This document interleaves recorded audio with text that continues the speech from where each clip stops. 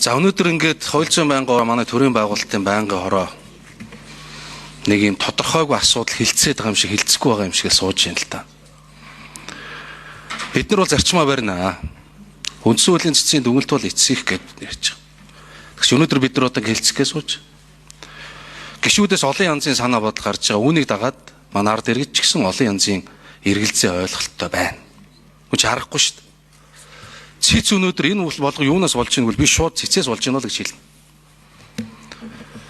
Ер нь бол нэг зүйлийг бол анхаарах ёстой.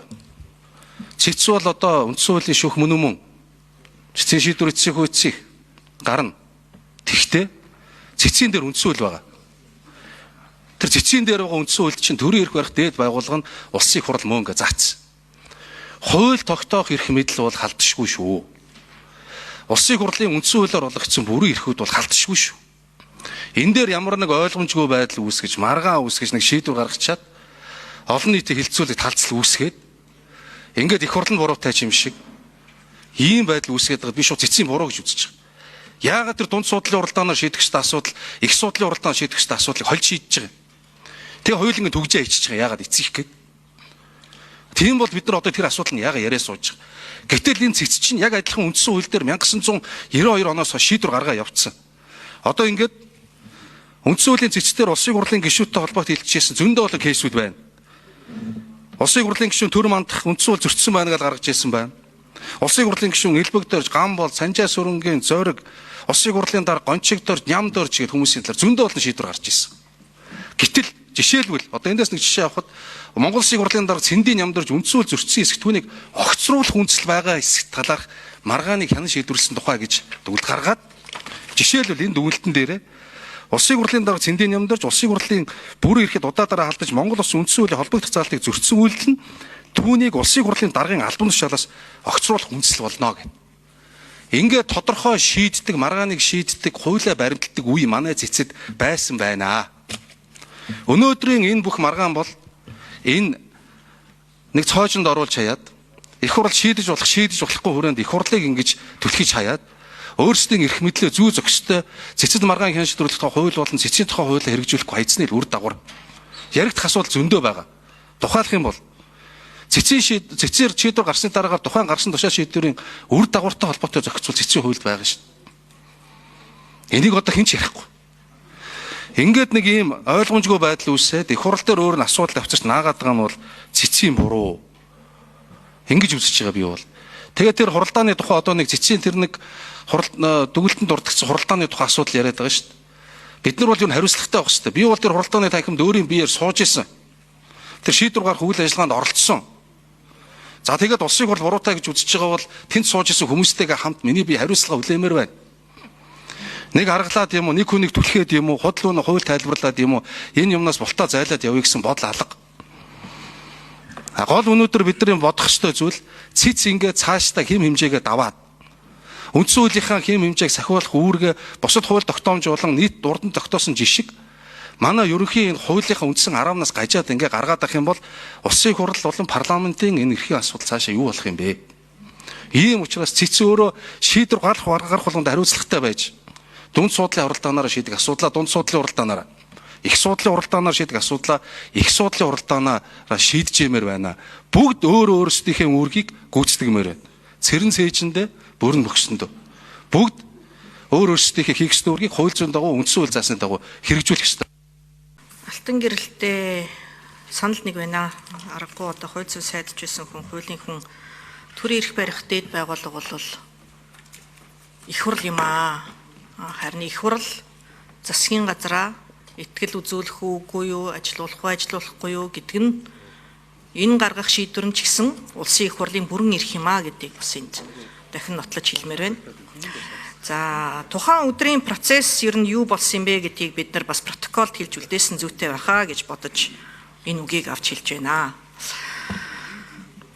Улсын их хурлын гишүүд засгийн газрыг огцруулах өргөдөл гаргаж за төрийн байгуулалтын байнгын хороогоор хилцэж дөнгөж төрийн байгуулалтын байнгын хорооны шийдвэр буюу одоо дэмжихгүй гэдэг шийдвэр гармагцаа улсын их хурлын чуулган эхлээчгүй дөнгөж эртсийн бүртгэл явагдаж байгаа тэр үед цэцэд хандсан.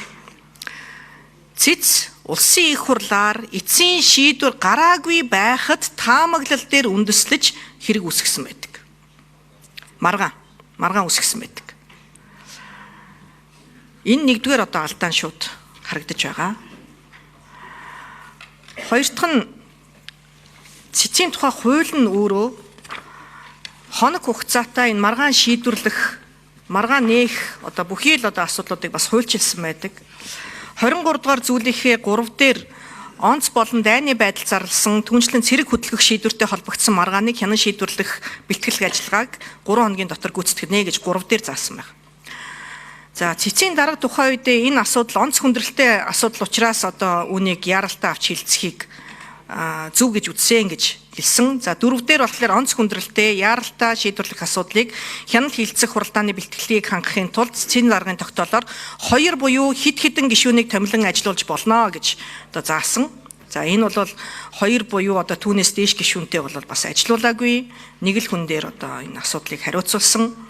За цэцгийн хуулийн 24 дугаар зүйлийн 3 дээр цэцгийн гишүүн хуралдааныг нээлттэй буюу хаалттай хийх одоо энэ хуралдааныг олон нийтэд зарлахдаа зөвхөн 3 дугаар зүйлд заасан буюу одоо энэ онц болон дайны байдал зарласан үед л 3 хоногийн дотор байна. Бусад тохиолдолд 7 хоногийн хугацааны одоо товтой байна. 7 хоногийн өмнө төрийн одоо энэ төв хэвлэлд одоо зарлаж нийтэлнэ, хурлаа зарлана гэж заасан. Тэгэхээр онц хүндрэлтэй яаралтай асуудал гэж үзэжсэн бол ядаж 7 хоногийн хугацаа өгөх ёстой байсан. Гэтэл 3 хоногоор л одоо шахаж явсан. Булган туяа дэд даргад өмгөөлөгч авах эрхийг ч одоо өгөөгүй.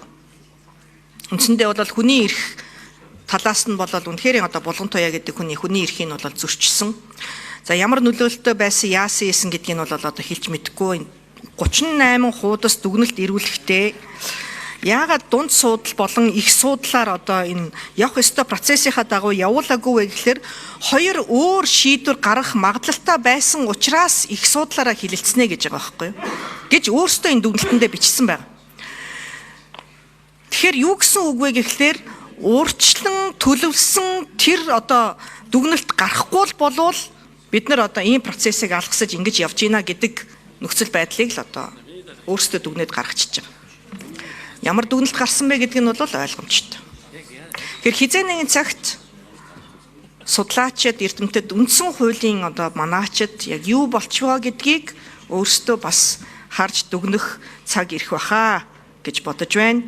За энэ дүгнэлттэй бол мөн түнчлэн дахиад үндсэн хуулиа өөрсдөө зөрчсөн буюу одоо За, Ариун зай гишүүн нэмэлт 1 минут. Дүгнэлтэндээ үндсэн хуулийн 66 дугаар зүйлийг бол 66 дугаар зүйлийн 2-ыг одоо бас зөрчөөд улсын их хурлаар авч хилэлцэхгүй энэ шийдвэр эцсийнхээ гэд гаргачихж байгаа. Тэгээ шийдвэрч гэждээ тогтоолч эцсийн байдлаар гаргаагүй дүгнэлт гэд орхичихсан. Одоо нөгөө алдарч 95 дугаар тогтоол хүчинтэй юм уу, хүчингүй юм уу?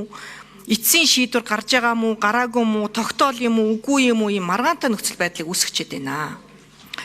Тэгээ хэний үгээр одоо 95 автоматар хүчингү болж байна гэж одоо үзэх вэ? Хин нэгэн дараад нь гарч ирээд үгүй та нар энийг хүчингү болгох ёстой байсан штэ энэ үндсэн хуулийнхаа 62 дугаар зүйлийг одоо мөрдөөгүй байна, дахиад үндсэн хууль зөрчсөн байна гэсэн асуудал гаргахлаар юу болох вэ? Хэрвээ одоо засгийн газар үүрэг гүйцэтгэж байгаа бол 30 хоногийн дотор одоо жинхлэх ёстой энэ асуудал чи эргээл нөгөө нөхцөл байдлыг маш сонин хүнд нөхцөл байдалд оруулах гэдэг байгаа байхгүй. Тэгэхээр ер нь бол одоо ингээд цэц өөрөө маш маргаантай асуудлыг бий болголоо шүү гэдгийг хэлье.